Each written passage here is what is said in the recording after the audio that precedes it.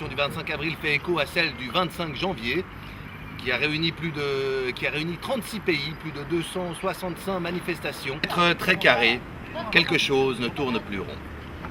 Bien sûr, la situation pourrait être pire. On peut toujours imaginer pire situation. Mais en fait, nous n'avons jamais connu pire situation. D'abord, chasseur-cueilleur, l'homme a bâti une civilisation. Il a maîtrisé la pierre, le feu, le métal, l'agriculture, l'élevage, la construction de sa maison. Puis il a conquis l'imprimerie, la vapeur, la médecine, le vol dans l'air, la plongée au profond des mers, l'exploration dans l'espace. Il a même presque dompté l'atome, à de rares exceptions près. L'homme a vu dans ses conquêtes des outils, des marchepieds pour s'élever, qu'il a utilisés pour bâtir un monde à son désir, pour maîtriser son environnement et son destin. Aujourd'hui, c'est lui qui s'est laissé conquérir.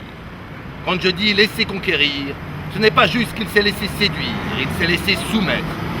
Emprisonné par ces nouveaux outils, il s'est laissé mettre en boîte, en cellule par une technologie qu'il a dépassée. À l'instar de l'atome, l'homme a sous-estimé les dangers du portable, comme ceux de l'informatique, ébloui qu'il était par ses promesses. Aujourd'hui, ce n'est pas un nuage radioactif qui traverse les frontières, mais des millions d'antennes radioactives. Ce n'est plus les dictateurs qui nous soumettent, mais les objets connectés qui le font.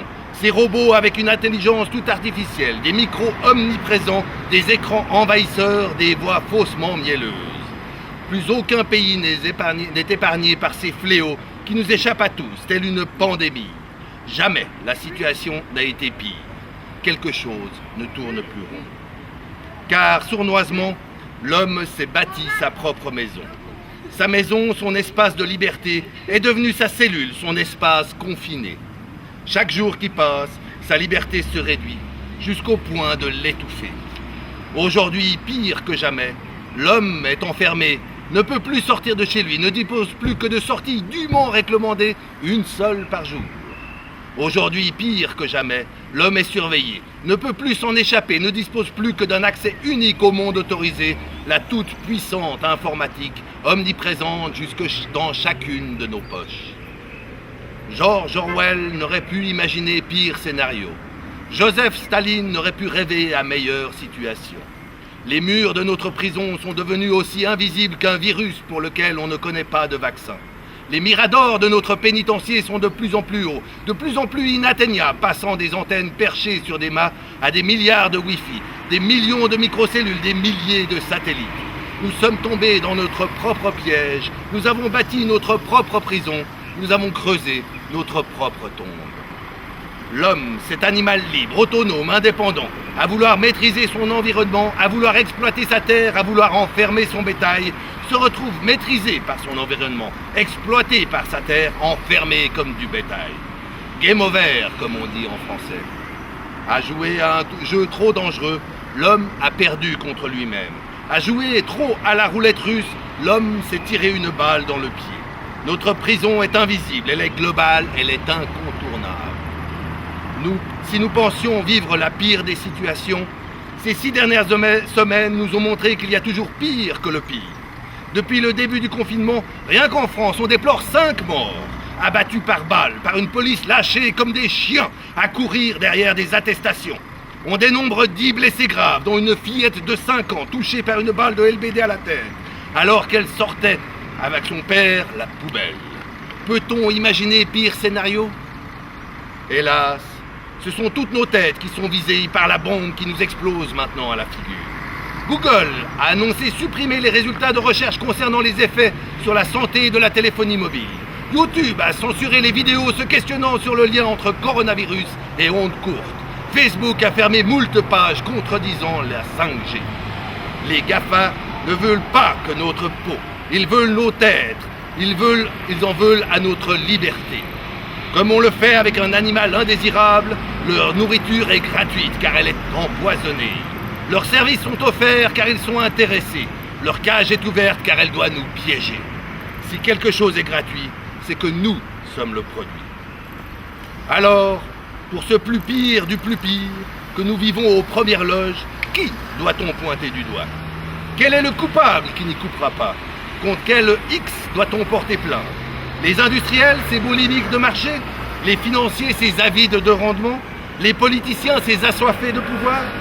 Cette pire des situations a tourné à la caricature. Elle tient de la parodie. Elle applaudit la parade des clowns. La corruption est devenue si visible qu'on l'appelle du lobbying.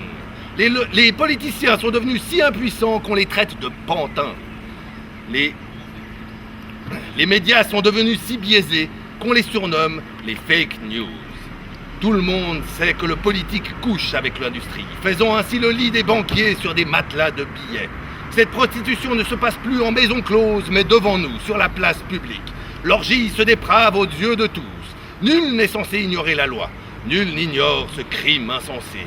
Huilé par l'argent, ce métal qui détermine la longueur de nos chaînes, qui assourdit le vacarme de notre silence complice, qui forge la taille des barreaux de notre cellule à chacun. Le coupable a pointé du doigt. La bande qui a organisé ce crime, l'accusé a mené au tribunal, ce n'est ni l'industriel entrepreneur et boulimique, ni le banquier avide et vénal, ni le politicien incompétent et corrompu. Bonjour messieurs. Bonjour. Non, mesdames et messieurs, le véritable fautif de cette pire cage de notre humanité, c'est celui à blâmer. Faudra arrêter. Bah, il n'est pas à la fin de son texte. Ouais, mais c'est pas grave, c'est la police, on n'est pas des touristes. Ouais, je veux bien croire. Voilà. Alors on m'a demandé de vous arrêter, de vous présenter votre pièce d'identité à tous. Arrêtez votre... S'il vous Ouais, plaît. j'arrête.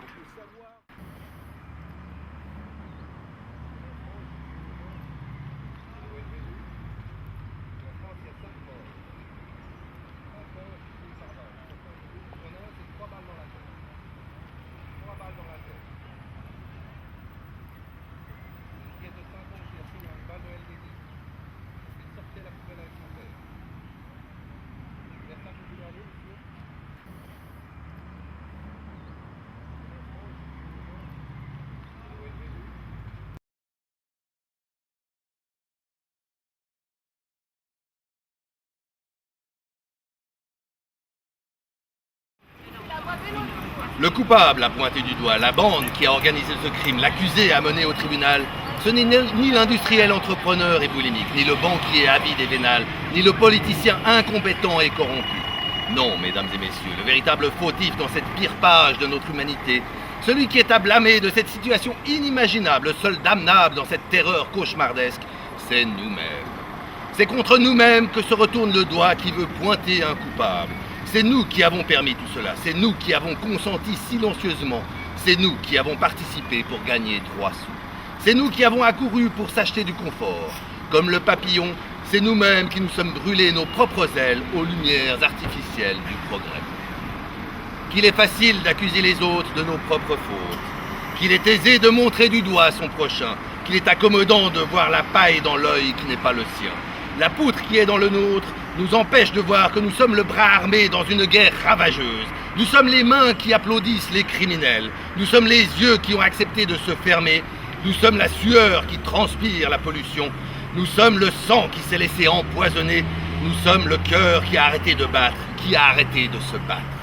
Nous devons nous-mêmes nous accuser de non-assistance à personne en danger, en laissant hideusement mourir la terre, en dédaignant avec mépris notre environnement, en vendant à vil prix au plus de francs nos propres enfants.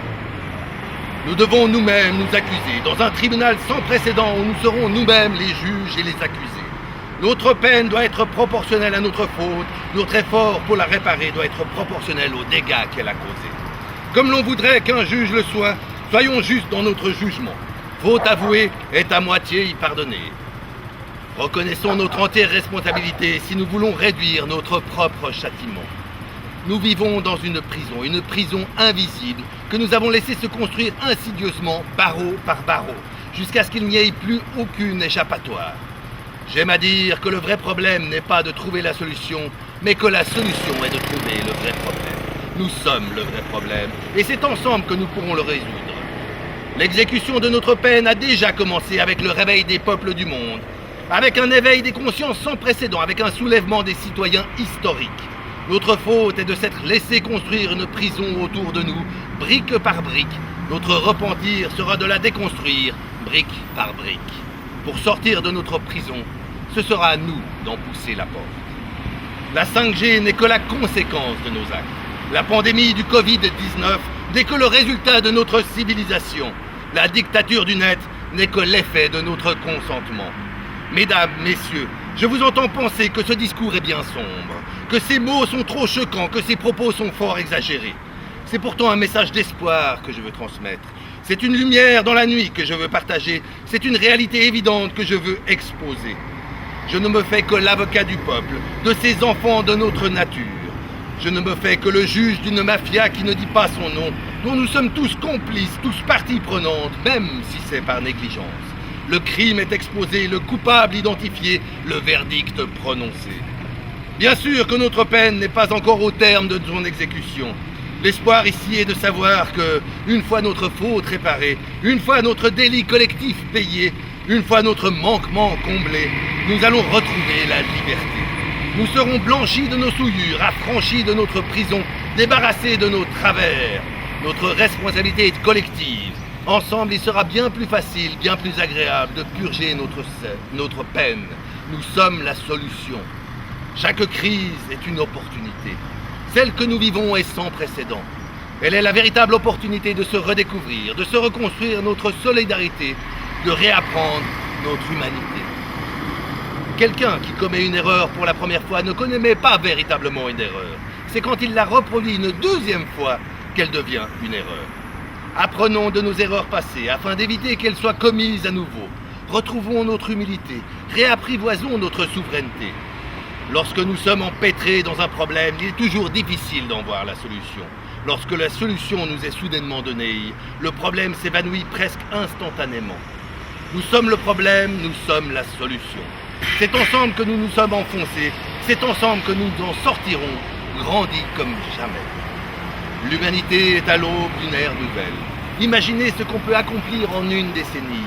Cette prison invisible qui nous retient n'a que des murs de papier. Derrière ces barreaux d'encre noire, la lumière est éclatante. Laissons-nous éblouir par la transcendance de ce qu'il nous est possible d'accomplir ensemble, collectivement, solidairement. Nous fixons nos propres limites. Le ciel, lui, n'en a pas. Soyons des rêveurs et soyons des faiseurs. Trouvons la lumière et soyons la lumière. Que l'héritage que nous laissons aux générations du futur ne soit pas fait d'argent et de pierre, mais d'amour et de vie. Accusés, levons-nous. Regagnons ensemble notre innocence. Au bout de nos peines, la liberté nous attend. Notre cœur se bat en eurythmie pour celui des enfants.